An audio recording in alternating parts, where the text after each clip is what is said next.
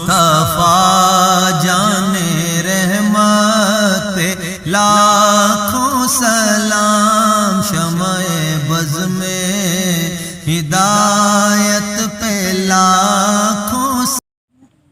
মা বাবার সন্তুষ্টিত আল্লাহর সন্তুষ্টি হয় বলে আহিছে। আর কিছুমান মানুহৰ কিছুমান দোয়া আল্লাহ তাবাৰক ও তাআলাই ৰদ নকৰে, কেনসেল কৰে নিবে। উদাহৰণস্বৰূপে এজন জালিমে জুলুম কৰিছে, অত্যাচাৰী কৰি আছে, যেজন জুলুম কৰে তাক জালিম বুলি কয়।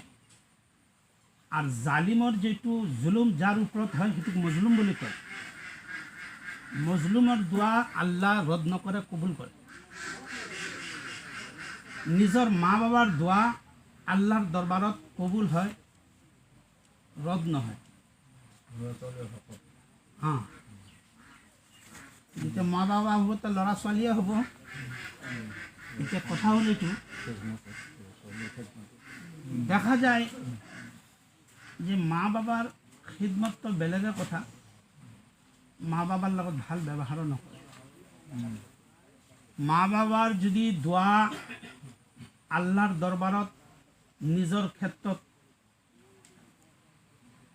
গ্ৰহণযোগ্য কৰা খুজিছে, তেতিয়া এটা কাম কৰিব লাগে। দিনৰ ভাগত সময় যদিও নহয়, মা বাবাৰ ওচৰত ৰাতি যাক হাত ভৰি মূৰ মালিচ কৰে দিয়ক। ভাল কৰে মালিশ কৰে থাকা অবস্থাত নিজেও তো এটা গম পায় যে মালিশ কৰি কৰি এতিয়া মোৰ মা বাবাই শান্তি পাইছে। এনে ক্ষেত্ৰত মাৰ ওচৰত কওক, নিজৰ মাকক কওক, এই মা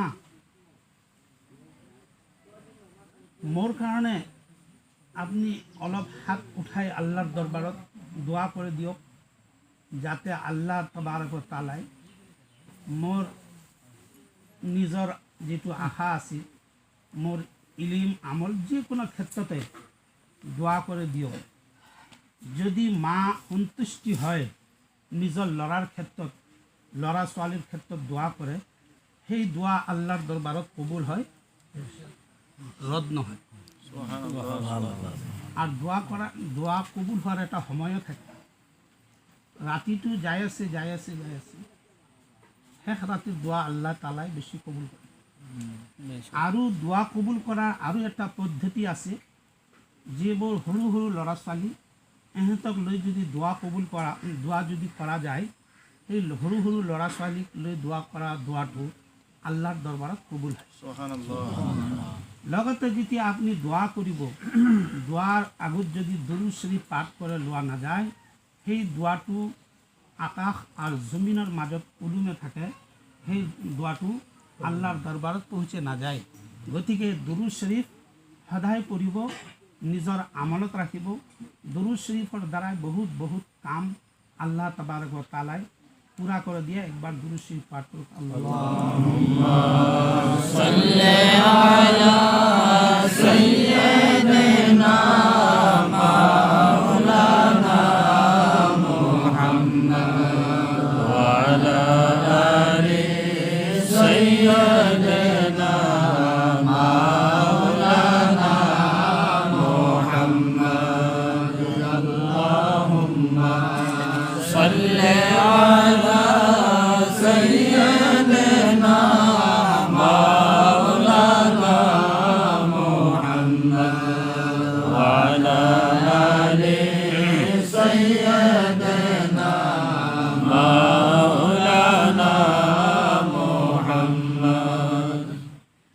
আৰু দোয়া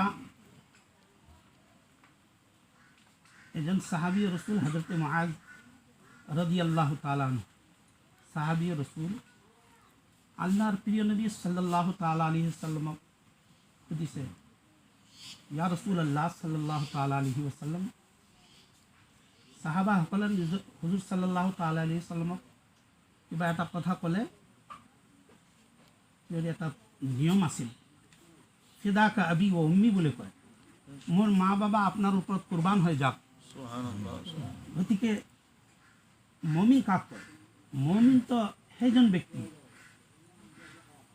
যাৰ দিলত প্ৰিয় নবী সাল্লাল্লাহু তাআলা আলাইহি ওয়াসাল্লামৰ ইমানেই মহব্বত যে পৃথিৱীৰ কোনো বস্তু নিজৰ মা বাবা অংশী বংশী সকলোতকৈ যদি প্ৰিয় নবী সাল্লাল্লাহু তাআলা আলাইহি ওয়াসাল্লামৰ মহব্বত দিলত নহয়, সেই মুমিনা নহয়।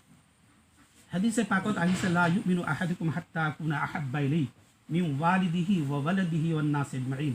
তোমালোকে সেই পৰ্যন্ত মুমিনাই হ'ব নোৱাৰে যেতিয়ালৈকে মোৰ মহব্বত তোমালোকৰ দিলত, তোমাৰ মা বাবা অংশী বংশী ল'ৰা ছোৱালী সকলোতকৈ যদি মোৰ মহব্বত তোমালোকৰ দিলত নহয়, তোমালোকে মুমিনাই হ'ব নোৱাৰে। গতিকে সাহাবী ৰসুলৰ তৰিকা আছিল কি, তেওঁলোকে যিকোনো কথা ক'লে ফিদাকা আবি ও উম্মি, মোৰ মা বাবা আপোনাৰ ওপৰত কুৰবান হৈ যায়।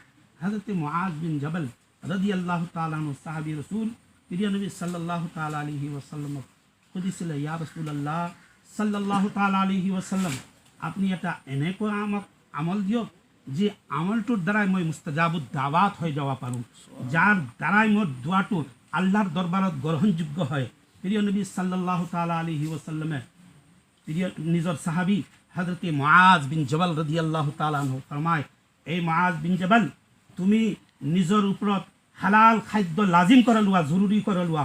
যেতিয়া তুমি নিজৰ ওপৰত হালাল ৰুজি লাজিম আৰু জৰুৰী কৰি ল'বা, তুমি আল্লাহৰ দৰবাৰত কবুল কৰিলে তোমাৰ দোৱা আল্লাহৰ দৰবাৰত কবুল হ'ব। গতিকে হালাল খাদ্যটো বহুত দৰকাৰী বস্তু। হালালৰ পৰা মানুহ বহুত আঁতৰি থাকে, আঁতৰি নাথাকে। হালাল খাদ্য নিজৰ ওপৰত লাজিম আৰু জৰুৰী বুলি ভাবক। ইয়াৰ ফলাফলটো বহুত দীৰ্ঘ ফলাফল আছে।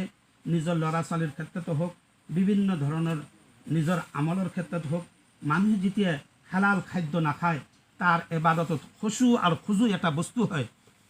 বিভিন্ন ধৰণৰ মানুহৰ মন ইফালে উফালে এবাদতত হৈ যোৱাৰ সেইটো এটা কাৰণ।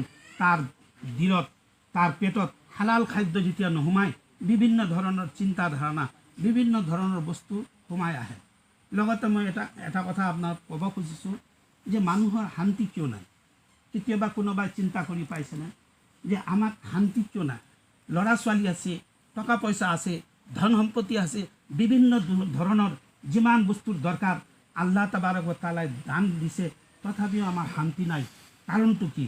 ইয়াৰ বিষয়ে যদি আপুনি জানিবলৈ খোজে, তেনেহ'লে লাৰাইব কিতাব কোৰআনে কাৰীম ফুৰকান হামিদক জিজ্ঞাসা কৰক, এই কোৰআন তুমি লাৰাইব কিতাব হয়, তোমাৰ ভিতৰত কোনো ধৰণৰ শক শুবাৰ গুঞ্জাইশ নাই। তুমি তনজিলুম মিৰ ৰাব্বিল আলামিন, আল্লাহৰ তৰফৰ পৰা নাজিল হৈছে, প্ৰিয় নবী মুহাম্মদুৰ ৰাসূলুল্লাহ সাল্লাল্লাহু তাআলা আলাইহি ওয়াসাল্লামৰ ওপৰত অৱতীৰ্ণ হৈছে। আৰু এই কাৰণটো কি হ'ব পাৰে যে মানুহৰ সকলো বস্তু থকাৰ চৰ্ত মানুহক শান্তি কিয় নাই? আল্লাহ তাবাৰক ওয়া তাআলাই পবিত্ৰ কোৰআনে কাৰীম ফুৰকানে হামিদত ঘোষণা কৰিছে, আলা বিজিক্ৰিল্লাহি তাতমাইন্নুল কুলুব, তোমালোকে সাৱধান হৈ যোৱা, তোমালোকে খবৰদাৰ হৈ যোৱা যে আল্লাহৰ জিকিৰেৰে মনৰ শান্তি হয়। গতিকে আল্লাহৰ জিকিৰ যেতিয়া মানুহ কৰিব, তাৰ শান্তি হ'ব। যেতিয়া আল্লাহৰ জিকিৰৰ পৰা মানুহ আঁতৰি থাকে, তাৰ চব বস্তু থকাৰ স্বত্তেও কোনোদিন সি শান্তি লাভ কৰিব নোৱাৰে। এতিয়া হালাল খাদ্যৰ যেতিয়া কথা আহিল, টাইম আছে না নাই? হা 2 মিনিট আছে। এটা দাদা, এতিয়া মই এইখিনি কৈ শেষ কৰি লওঁ। ওমা আলাইনা ইল্লাল বালাগ। तूफान नूह बहाने से, शायर कहे तूफान नूह बहाने से ए चश्म क्या फायदा, तूफान नूह बहाने से ए चश्म क्या फायदा, एक ही आंसू काफी है अगर असर की। সুবহান আল্লাহ। বেশক তুফান মানে নূহ আলাইহিস সালামৰ যুগত এটা তুফান আহিছিল, বানপানী আহিছিল, ইমান বানপানী, তাৰ নিচিনাটো বানপানী নাই। এনেকৈ যদি আপুনি চকুৰ পৰা পানী বাহিৰ কৰিয়ে থাকে, আপোনাৰ লাভ নহ'ব। কিন্তু এক ফুটা আপনার চকুর পানিয়ে যথেষ্ট। তুফানে নূহ বাহাই যদি থাকে আপনার লাভ নহ'ব। এক ফুটা চকুর পৰা যদি আপনাৰ ভাল চিন্তাত আপনাৰ বাহিৰ হৈ যায়, সেইটোৱে কিন্তু সাফিচিয়েণ্ট, সেইটোৱে যথেষ্ট। গতিকে যেইখিনি ক'লো, যদি এইখিনিত আপোনালোকৰ আমল আহে, সেইটোৱে যথেষ্ট হ'ব।